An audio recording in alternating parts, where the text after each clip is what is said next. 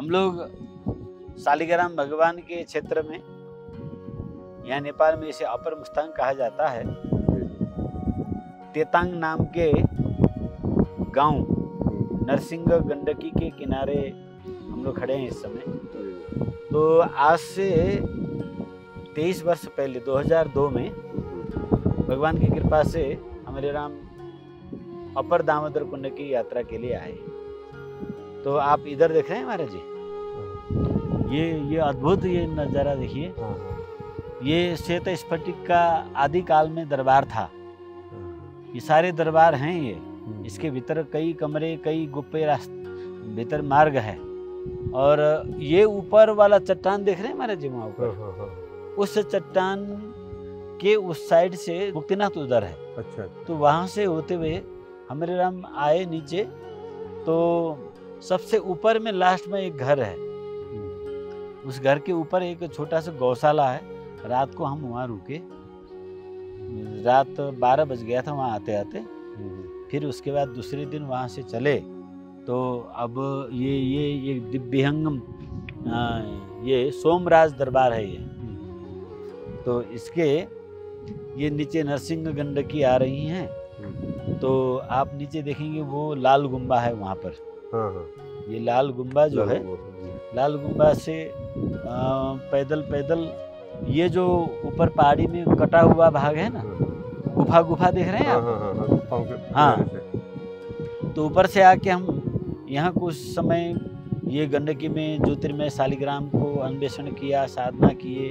लाल गुफा में उस समय रहे, खाना वाना भोजन बना के तो क्या खाना था, सातू लाया था, जल में घोल के खा लिया। अकेला ही था महाराज। उसके बाद हमें ये गुफा में, ये नीचे से एक गुफा में अंदर प्रवेश कर गए। गुफा के अंदर से भीतर चले गए। वो ऊपर में महाराज जी छोटा सा दिख रहा है ना वहाँ पर, वहाँ भीतर से भीतर जाने की रास्ता है। कई कमरे हैं भीतर। तो ऊपर जाके बैठा, वहाँ मुझे बड़ा आनंद आया। तो साधना में वहाँ बैठ गए महाराज जी। साधना में बैठ गए।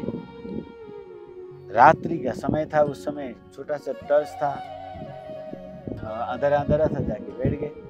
दूसरे दिन जब सुबह हुआ, सुबह लगभग 4-5 बज रहे होंगे, तो एक गजब का ध्वनि, नाद की आवाज आने लगा। और उस आवाज में मंत्र की गुनगुनाहट इतना अद्भुत था, आप आश्चर्य करेंगे। तो पीछे पद्मासन लगा के बैठे थे। तो ऐसा लगा कोई मुझे पीछे से पकड़ रहा है, बार बार ऐसा महसूस हुआ। और थोड़ा सा हम आगे सड़े, थोड़ा सा आगे सड़े, फिर पीछे से कमर में यूं हाथ ले आए, फिर कमर में यूं हाथ ले आए, दोनों तरफ से। तो सुबह हुआ, जब उजाला हुआ, उसके बाद थोड़ी देर पैर खोल के हम जब पूरे रोशनी भीतर आया, तो पीछे दीवार की ओर देखा महाराज जी, एक नर कंकाल था पद्मासन में बैठा हुआ। मेरा आधा होश उड़ गया। वो नर कंकाल पूरा पद्मासन में बैठा है और पूरे कंकाल है सिर्फ। थोड़ी देर तो सन सा हुआ। स्वाभाविक है। हाँ, अब क्या करे क्या न करे। तुरंत नारायण कवच का पाठ शुरू कर दिया और रामरस स्तोत्र का पाठ किए। और फिर मन में बाद में पाठ करने के बाद हिम्मत बढ़ा, फिर वहीं बैठ के राम स्तवराज का पाठ किया। फिर वाल्मीकि रामायण का प्रथम सर्ग का पाठ किए। तो इतना पाठ सुनाने के बाद में कुछ आवाज़ भीतर से आने लगा, कोई बोल रहा था। भाषा हमें समझ में नहीं आया। अब घबराहट होने लगा, अब यहाँ ज़्यादा देर टिकना नहीं चाहिए। कुछ उसमें गोपे बातें जो शायद नहीं कहनी चाहिए, तो कुछ बातें हुई। उसके बाद हम वहाँ से निकले और ये नीचे वाले गुफा में से बाहर निकल रहे थे। जैसे ही निकले तो एक माई बकरा लेके पहुँची। तो वहाँ से आते हुए देखी तो उसने कुछ अपनी भाषा में पड़पड़ाने लगी। तो नीचे से 2-3 लोग, घर है ना ये सामने, उस घर से 3-4 लोग निकल के गए। वो भी थोड़ी देर पड़पड़ाने लगे। उसके बाद हमें बुला के बैठा के पूरे महाराज जी घंटी बजा के चंवर से वो आरती करने लगे। बोले आज तक भीतर कोई गया नहीं ऊपर, और गया तो कोई लौट के नहीं आया जी। और पहले तो जाने नहीं देते हैं, कोई जाना चाहता है तो उसको गांव वाले पवित्र मानते हैं, वहाँ किसी को पैर रखने नहीं देते हैं, वो स्वयं भी नहीं जाते हैं। और कई बार कुछ लोग गए तो वो वहीं भीतर ही गायब हो गए, आए नहीं। तो पूरी लंबी प्रणाम करके फिर जमल गाय का दूध वगैरह पिलाया, फिर हमने आगे की यात्रा उस वहाँ से शुरू किया महाराज जी। और ये कटा हुआ गुफा के बगल वाले भाग से, उस कटे हुए से हम ऊपर चढ़े। छोटी सी पैदल मार्ग अभी भी आपको दिखाई देगा, देखिए छोटा सा पगडंडी दिख रहा है। हाँ, यहाँ से ऐसे ऐसे करके वहाँ से निकल के ये पहाड़ी से ऊपर छोटी छोटी पैदल पगडंडी है। यहाँ से चलते चलते चलते ये नरसिंह पर्वत है महाराज जी। हाँ, ये नरसिंह पर्वत, उस तरफ से नरसिंह भगवान के विशाल आकृति दिखाई देता है। ये चोटी के उस तरफ जाएंगे तो इधर भी खाइए, इधर भी खाइए। बड़ी पतली जगह से इतनी तेजी से हवा आता है, वो ऐसे बैठ के वहां से जाना पड़ता है। उधर पार करेंगे तो दूसरा आराम का रास्ता मिलेगा, वहीं पर नरसिंह भगवान का दर्शन होता है। और वहीं से भीतर ये गुफा, यहाँ ये सामने है महाराज जी। उधर से प्रवेश का, यहाँ से प्रवेश का कोई रास्ता नहीं है। ये ऊपर गुफा देख रहे हैं, ये गुफा खिड़की है सिर्फ। हाँ, खिड़की से। हाँ, अब इसके अंदर में कई कमरे हैं। यहाँ से आप कम से कम 15 किलोमीटर ऊपर जाएंगे तो नरसिंह झरना मिलेगा आपको। नरसिंह झरना के भीतर से मार्ग है, वो कोई नहीं जा सकता वहाँ। वहाँ येती बैठा हुआ है जो हिम मानव है, उसके अंदर गुफा में सोया हुआ है। वहाँ पहुँचने के लगभग आपको 50 किलोमीटर आगे जाना पड़ेगा बर्फ के एरिया में, तब आपको जाया जा सकता है। तो इस प्रकार से वहाँ से गए, चलते चलते चलते ऊपर पहाड़ी में रात हो गया। चांदनी रात में थोड़ी देर चले और फिर ज़्यादा ही थकान हो गई, जाना कहाँ है भूल गए। और प्लास्टिक और स्लीपिंग बैग ले गए थे, प्लास्टिक के थैले के अंदर घुसे और स्लीपिंग बैग के अंदर घुस के रात को वहीं रात पूरा हुआ। सुबह वहाँ से चलते गए, पानी मिला नहीं 2 दिन तक, बिना पानी के 2 दिन तक चलते चलते चलते तब टांगे हाँ दी खोला पहुँचे। दी खोला में जाके डुबकी मार के नहाया खूब दिल खोल के, और 2 चूल्हे खड़ा किया, खिचड़ी बनाया, ठाकुर जी को भोग लगाए। और जैसे ही वो भोग के लिए जल लेने गए थे तो बालक स्वरूप शालिग्राम जी आए महाराज जी, क्या सुंदर। और उनको बिठा के सेवा पूजा चलता रहा, अयोध्या में चले गए वो। तो उन्हीं के लिए आप बोल रहे हैं। हाँ, फिर उसके बाद वहाँ से हम तेतांग जाके रात्रि में वहाँ रुके।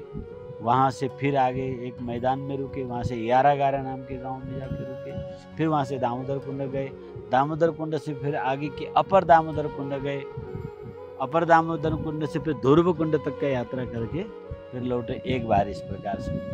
दूसरी बार ये ऊपर से ये कोहरा लगा हुआ है ना ऊपर, उधर मुक्तिनाथ से कोहरे लगे हुए भाग से सीधा आगे जाना है।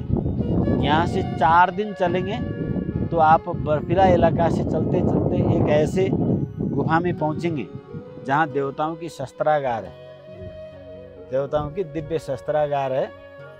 वहाँ पर छोटे बड़े से बड़े कारतूस ही कारतूस रखा हुआ है। अलग अलग प्रकार के अस्त्र हैं। जो अस्त्र चोट लग गया, खंडित हो गया है, वो जीर्ण अस्त्रों की शस्त्रागार है। जीवित अस्त्र के शस्त्रागार में प्रवेश करने नहीं देते हैं देवता। वहाँ त्रिजटा योगी की धुनी है। त्रिजटा योगी रात्रि को ही आते हैं, दिन में वो कहीं कहीं विचरण करने चले जाते हैं। और वो धुनी से आज्ञा दे देते हैं तो सामने आपको एक गुफा की द्वार मिलेगा। उसके अंदर जैसे आप जाएंगे तो सन्मोहन विद्या की प्रयोग करके जाना पड़ता है।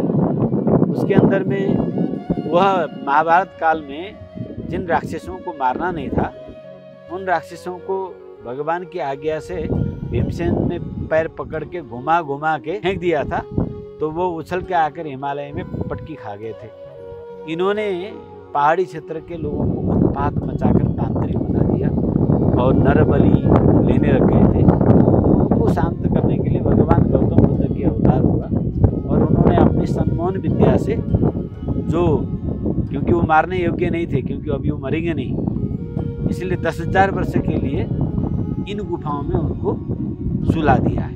सन्मयित होकर अभी भी सो रहे हैं। कोई कोई थोड़ा बहुत जागते हैं, एक आध इधर उधर भ्रमण करते हैं। उसी को आजकल लोग हिम मानव कहते हैं, यति कहते हैं।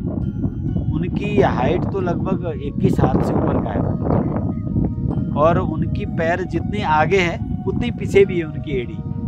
हाँ, छाती में बाल नहीं है, मुंह में बाल नहीं है, बाकी पूरे शरीर में बाल है और उनकी हथेली में भी बाल नहीं है उनका। तो एक तो जीवित यानी ओसी में था, उससे बड़े छुपके से हम लोग, एक गुरुंग लड़का साथ में था, वहाँ से भागे और उसके बाद कुछ 2-4 भीतर सो रखे थे। जैसे ही वो इतने थे पानी में से आगे, पानी गर्म है उसके अंदर, पार किए तो फिर दूसरी तरफ की दुनिया में पहुँचे। खेती था वहाँ पर, पूरा हरा भरा बहुत बड़ा सरोवर था। उस सरोवर के किनारे एक बाबा जी इतने बड़े घड़ा लेके पानी भर रहे थे। उनकी जो पलकें जो है नीचे तक झुकी हुई थी। अब वो संस्कृत में बड़बड़ाने लगे। संस्कृत में उनकी कुछ पाली संस्कृत के जैसा था, आधा अधूरा समझ में आ रहा था, आधा अधूरा नहीं। फिर कुछ उन्होंने मेरे समझ से फटकार फटकुर लगाई, समझ में तो आया नहीं। फिर उन्हें क्या दया आया तो कुछ फल दिया खाने को। फल खा के नींद आ गई, सो गए। जब जगते हैं तो तेतांग में आके बैठा था। यही तेतांग, यही जाता। अरे तो ऐसा विचित्र घटना की जगह है।